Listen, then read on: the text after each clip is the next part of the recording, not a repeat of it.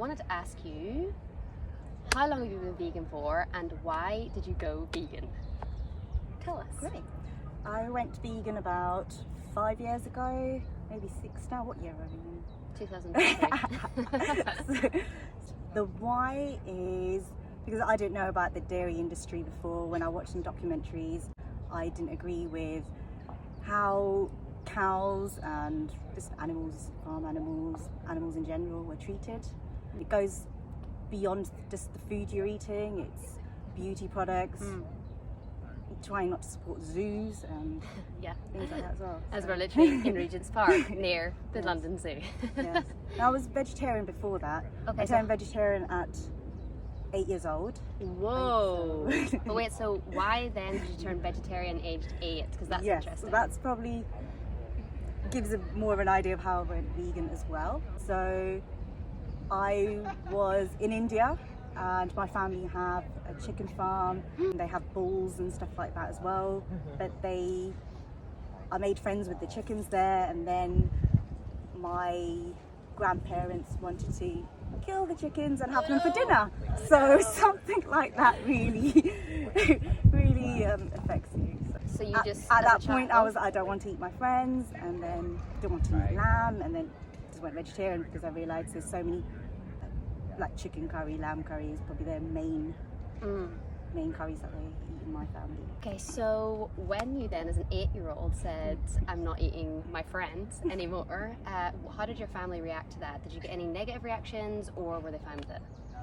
Only negative reactions from my grandparents on my dad's side of the family. Okay. And my mum was already vegetarian, mainly Nice. for like religious reasons, and it goes back. A lot of Gujaratis can be vegetarian for religious reasons, Okay. and she was happy. Okay, so your mom's like, yes, another one. Mum was like, yes. Okay, and did your grandparents ever like say anything to you? Did you get a feeling from them that they were mad at you or anything like that? Not that I remember any words, but I remember the feeling, them just being annoyed, and more like, why isn't she eating this? Which Yeah. I think a lot of people have gotten. So. Yeah, fair enough. So you mentioned being Gujarati. Are there any cultural aspects that you think make it more difficult for you to be a vegan in terms of food? With the Gujarati side of culture and mainly the food, a lot of the food, probably 90% is already vegetarian.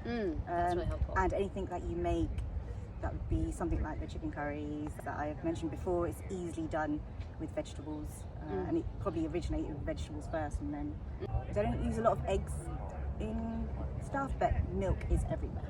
So especially Indian desserts like rasmalai, gulab jamun, all these desserts, nearly all of them have milk. They love their milk, they love ghee as well. You've got to either replace the ghee. There is vegan ghee available in some supermarkets. If not, you can use butter, Trex, oil. So it's about finding those perfect substitutes, especially for the desserts. Okay, good tips. Okay, so what's either like your favorite or your go-to meal that you would just love cooking as a vegan? I love pies, and I'm putting everything into pies.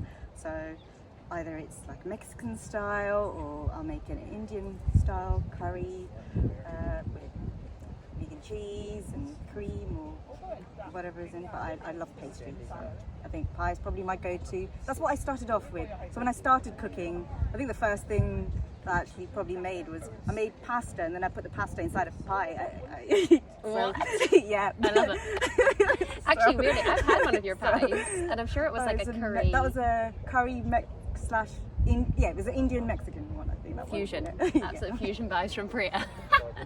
Have you got any advice for anyone who might be watching this and thinking they want to go vegan, but they're just a bit on the fence and they're unsure?